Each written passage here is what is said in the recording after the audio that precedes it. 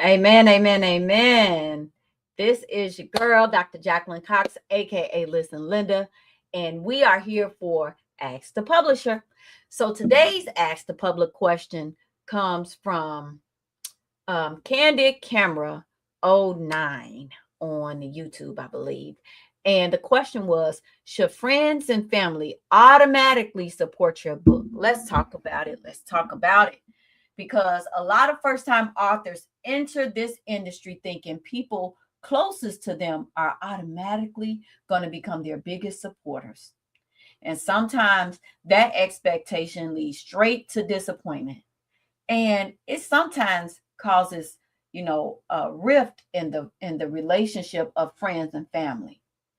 Now, don't get me wrong, support feels good. It's beautiful when people celebrate you. It's beautiful when family reposts your work, buys your book, shares your flyers, and encourages your vision. But here's the hard truth. Everybody assigned to your life is not assigned to your purpose. Some people love you, but that don't mean that they're going to understand your vision, okay? Some people are dealing with their own struggles financially, emotionally, or mentally.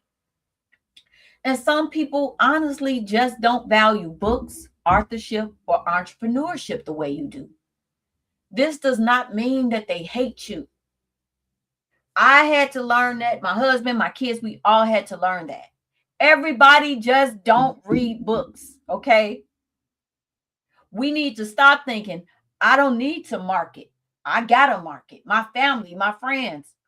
I've seen it happen all the time. I got people coming into my anthologies and I say, hey, you're going to need 10 people to purchase the book. You got to get at least 10 people to purchase your book. And they think, oh, I got it. And then they find out it's so hard to do. Because you have to invest in marketing and actually get the people and find your people, find your audience who will actually read your book. Now, are there people who should support more than they do? Absolutely. But we got to be honest about that too. Some people will watch strangers support you harder than relatives ever did. But if you build your entire confidence around who claps first, you are going to burn out emotionally. Trust me. I'm not telling you something I have not went through myself. I've been in this game 4 years. And it feel like 40 years. And truth be told, none of the people that I grew up with, none of the people I went to high school with, college with, call myself best friends. In the beginning of my first book, they held me down. But they don't read like that. So they don't purchase all my books. And I don't expect them to. Because now I have the common sense to know better. Right? And another thing, authors need to stop doing this guilt trip people into supporting them. Baby posting shady statuses every 3 days saying y'all support celebrities, but you won't support your friends. That is not a marketing strategy. It's frustration. And frustration is understandable, but it will not build a sustainable audience. In fact, it'll do the opposite because people will see you posting them shady comments and people who would have purchased your book when they got their check or something like that. Now they like, oh, okay, that's how you feel. I won't support nothing else you do ever. That's how you lose people. The truth is successful authors learn how to market beyond family and friends. Because if your entire business, your entire author career depends only on people who you already know, your growth will always be limited. You have to learn how to connect with actual readers, people who relate to your message, people who need to hear your story, people who see value in what you created. Now let's talk accountability for a second because I know some of y'all don't want to hear it.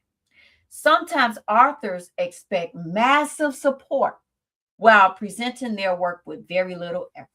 No editing, no branding, no marketing plan, no consistency, no professionalism. Just a blurry ChatGPT flyer and a Cash App link.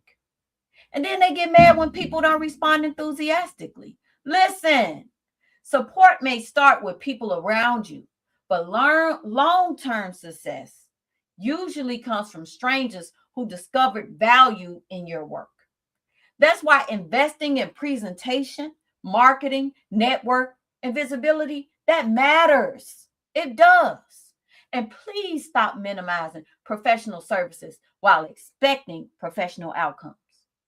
Editors, publishers, marketers, designers, videographers, and brand experts deserve to be paid for their expertise. Okay? A lot of people want everybody to support their dream while refusing to invest in the dreams themselves.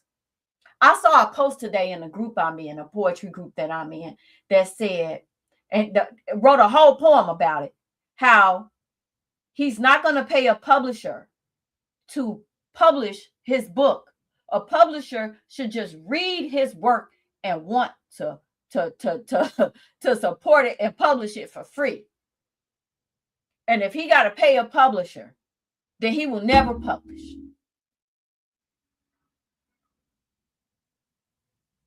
I don't think that publisher gonna lose no sleep.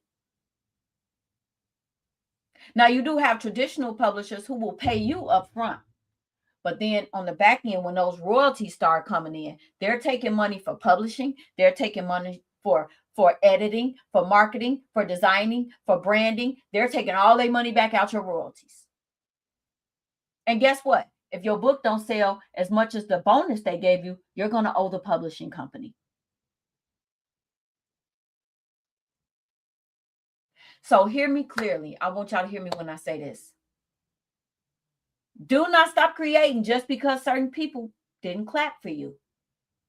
Some of the people assigned to your purpose have not even met you yet. Your audience may be in another city, in another state, another country. I didn't learn that people watch me until I started watching my analytics. That's when I knew my biggest platform was in Japan, was in Australia, was in the UK, was in South Africa, China. Those people are listening to Listen, Linda. I had no idea, and you won't either if you don't invest into what you're doing. So keep building anyway. Keep showing up anyway. Keep growing anyway. And please, if you have not already, start investing anyway. Because sometimes strangers, they're going to recognize your value before familiar people ever do. This is your girl, Dr. Jacqueline Cox, aka Listen Linda. And this has been another episode of Ask the Publisher. Now, comment below. What's one thing you've learned about support since becoming an author? And also comment your question. I may just talk about it on the next episode of Ask the Publisher.